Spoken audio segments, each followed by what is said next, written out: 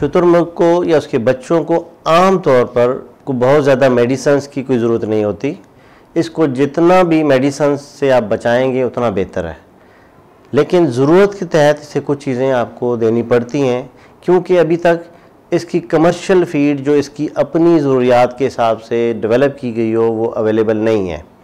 कोशिश कर रहे हैं हम कि इस साल फार्मर्स के ताउन से या लाइव स्टॉक डिपार्टमेंट के ताउन से इसकी अपनी फीड फार्मर्स तक पहुँचे, लेकिन अगर ऐसा नहीं है तो आप आमतौर पर पोल्ट्री फीड इस्तेमाल करते हैं, वो भी बहुत कम मिकदार में होती है और उसके अंदर कुछ चीज़ें आपने ऐड करनी होती हैं, क्योंकि इसकी ग्रोथ बहुत तेज़ी के साथ होती है।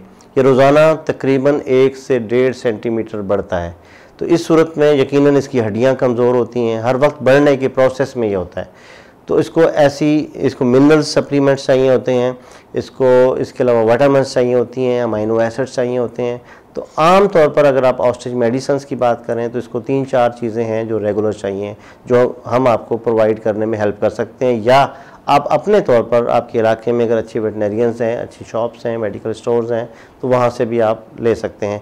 लेकिन चूँकि ऑस्ट्रिच की फार्मिंग दूर देहातों में भी होती है, तो अक्सर हमें कॉल्स आती हैं कि मेडिसिन उस लेवल की नहीं है या 2 नंबर मिलती हैं, लिहाजा हम आपकी सहूलत के लिए इसको 3-4 नामों के साथ, मेडिसिन वही मार्केट की होती है लेकिन हम स्टिकर हम लगा के, ताकि आपको बताने में आसानी हो। मिसाल के तौर पर एक इसकी मेडिसिन पाक 1 है, वो आम तौर पर हफ्ते में 1 दफ़ा इस्तेमाल होती है, जिसका मकसद इसके मैदे को चौक होने से बचाना है, इसके हाजमे के निज़ाम को दुरुस्त रखना है, और पोल्ट्री फीड की वजह से कुछ नुकसानात जो होने का डर होता है बर्ड्स को, वो उससे उसको बचाना है। इसकी वो टॉक्सिन्स को रिलीज़ करती है और इसको हेल्दी रखती है, भूख बढ़ाती है। ये पाक 1 ये तो हर हाल में कमोबेश हर फार्मर को इस्तेमाल करनी चाहिए। दूसरी चीज़ वो पाक 2 है, वो ये एंजाइम्स का एक कम्बिनेशन है जो कि इस वक्त इम्पोर्ट हो रहा है, और ये अगर आप देंगे तो उससे उसकी ग्रोथ बढ़ेगी,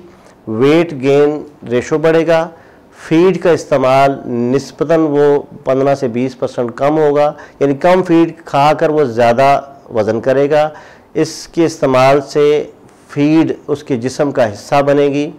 बहुत सारी चीज़ें जो हज़म नहीं हो सकती, मसलन जैसे लूसन आप डालते हैं तो लूसन का फाइबर आम तौर पर इनको चौक करने का सबब बनता है, तो इसमें पाक 2 में इस तरह के एंजाइम्स को इकट्ठा किया गया है जिससे उसको मुख्तलिफ़ चीज़ों को हज़म करने में हेल्प होती है, उन चीज़ों को उनके बॉडी का हिस्सा बनाने में मदद करते हैं, और यूँ आप ये एक अच्छा बर्ड बेहतर वेट गेन करेगा आसानी के साथ। ये आप उसको रेगुलर लें। तीसरे नंबर पर विटामिन्स और मिनरल्स हैं। विटामिन्स में मल्टी विटामिन्स और अमाइनो एसिड्स के कम्बिनेशंस मार्केट में मिल जाते हैं। हम इसे पाक 3 का नाम देते हैं कि अच्छे विटामिन्स हम लेके उस पर पाक 3 के नाम से आपको देंगे। उसकी पैकिंग हम दोबारा नहीं कर रहे, जैसे उस पर स्टिकर होगा ताकि आपको पहचानने में फार्मर को या समझने में आसानी हो कि फ़लाँ नंबर दवाई इतनी डाल दी जाए। पाक 3 में आपको अमाइनो एसिड, मिनरल्स और विटामिन्स का कम्बिनेशन होगा। चौथे नंबर पर पाक 4 मिनरल्स हैं। ऐसे मिनरल्स जो इसकी ग्रोथ में बहुत हेल्पफुल होते हैं, आप इसे पाक 4 कह सकते हैं। या मार्केट में जो अच्छे मिनरल्स मिक्सचर मिलते हैं, लाइव स्टॉक डिपार्टमेंट के अनमोल मिनरल मिक्सचर के नाम से मुख्तलिफ कम्बिनेशंस हैं, उनमें से कोई बेहतर आप दे सकते हैं, या LS मिनरल के नाम से एक मिलता है, या और इस तरह कम्बिनेशन मिलते हैं। जो बेहतर होगा वो हम आपको प्रोवाइड कर देंगे या आप खुद ख़रीद लें। वो इसको रेगुलर देना है मिनरल्स, और स्पेशली अर्ली एज में, और ये 8-9 माह तक मिनरल सप्लीमेंट लाजमी चाहिए। शुरू में तो अगर आपके पास अच्छा मिनरल मिक्सचर कोई है तो वो आप इसको एज अ लिक दें, एक बर्तन इनके सामने पड़ा हो जिसमें वो भर दें उसको, वो अपनी मर्ज़ी से चूज़े इसको खाते रहें, और ज़रूरत के तहत वो इसको खाते रहेंगे जो उनकी ज़रूरत पूरी करेगा। जब वो पूरी हो जाएगी फिर वो नहीं खाएंगे। मिनरल्स में आमतौर पर कैल्शियम, पोटेशियम, मैग्नीशियम, जिंक और इस तरह कम्बिनेशन मिलते हैं जो इसके अपने हिसाब से होंगे।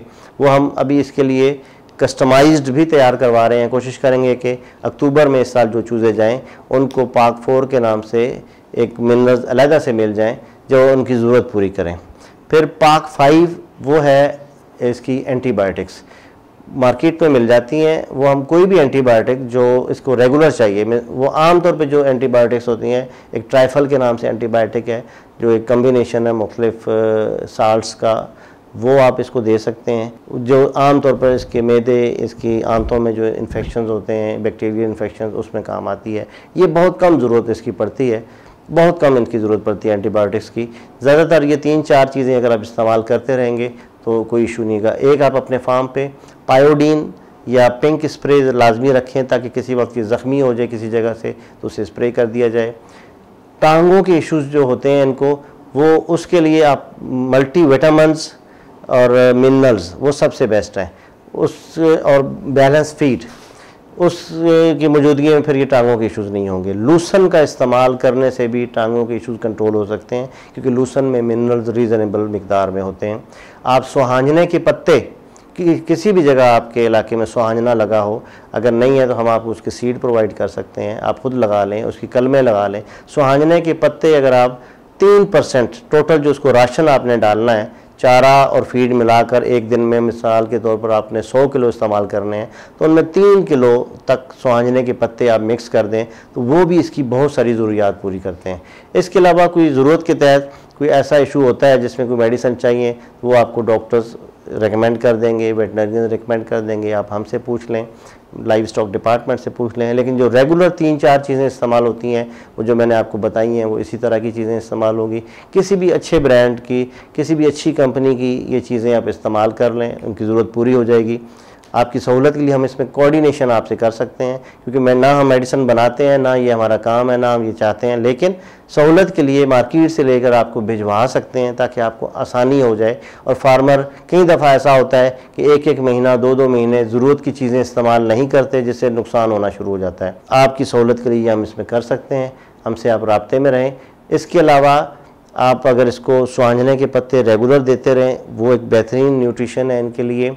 और इसके अलावा कुछ लोग ऐसे हैं जो फीड में थोड़ा सा सुस्ती करते हैं, उसकी क्वालिटी भी हमारे चूँकि वैसी नहीं है, तो वो जब कॉस्ट बढ़ती है इसकी स्पेशली 6-8 महीने के बाद, तो वो उसमें और अपने तजर्बे करने के लिए मुख्तलिफ़ चीज़ें ऐड करना शुरू कर देते हैं।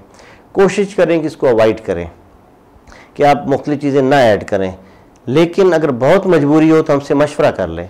अगर लूसन नहीं मिल रहा किसी मखसूस मौसम में, स्पेशली बड़े परिंदे को, छोटे को लाजमी डालना है, बड़े को नहीं मिल रहा तो आप उसको ड्राई लूसन या हे डाल सकते हैं। अगर आपके पास अपने फार्म पे लूसन रीज़नेबल मिकदार में अवेलेबल है तो फिर आप उसको कुतरा करके सुखा लें और उस खुश्क लूसन को जून, जुलाई, अगस्त या जिन मौसम में ये थोड़ा सा शॉर्ट होता है आप इस्तेमाल कर सकते हैं।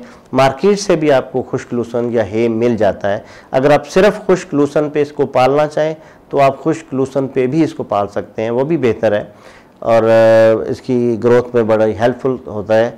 लूसन समझ लें कि बहुत ज़रूरी है, बहुत ज़रूरी है। लूसन ना होने की सूरत में आप खुश्क लूसन डालें, बरसीम आप इसको डाल सकते हैं। इसके अलावा अगर कोई चीज़ ना हो, इंतहाई मजबूरी की सूरत में, ये हम रेकमेंड नहीं करते, लेकिन इंतहाई मजबूरी की सूरत में जब कोई चीज़ ना हो तो फिर आप कोई सॉफ्ट पत्तों वाली कोई भी चीज़, इटसेट है या कुछ बूटियां हैं, कुछ सब्जियों के पत्ते हैं, थोड़े से उसमें मल्टीपल चीज़ें लेके करें, एक चीज़ ना करें, मल्टीपल चीज़ें थोड़ी सी कुतरा करके बारीक करके फीड के अंदर मिक्स करके डालें। याद रखें बैलेंस डाइट से ही इसके मसाइल को काबू पाया जा सकता है। बैलेंस डाइट होगी तो कोई भी जानवर, गाय, भैंस, बकरी, मुर्गी जो भी है, बैलेंस डाइट से ही अच्छी ग्रोथ करेगी या अच्छे अंडे देगी या अच्छी प्रोडक्शन देगी या अच्छा दूध देगी। डाइट आपकी ठीक नहीं है, खुराक ठीक नहीं है, उसमें किसी किस्म की कमी है तो आप उसका मतलूबा रिजल्ट्स नहीं ले सकते। फार्मर्स को चाहिए कि इसके हवाले से, न्यूट्रिशन के हवाले से हमसे राब्ते में रहें। हम कोशिश कर रहे हैं कि यूनिवर्सिटीज़ लेवल पे इसके मुख्तलिफ शॉर्ट कोर्सेज़ कराए जाएँ। कुछ यूनिवर्सिटीज़ ने करवाना शुरू कर दी हैं। न्यूट्रिशन को समझें इसको, तो आप फार्मिंग में बहुत हद तक कामयाब हो सकते हैं।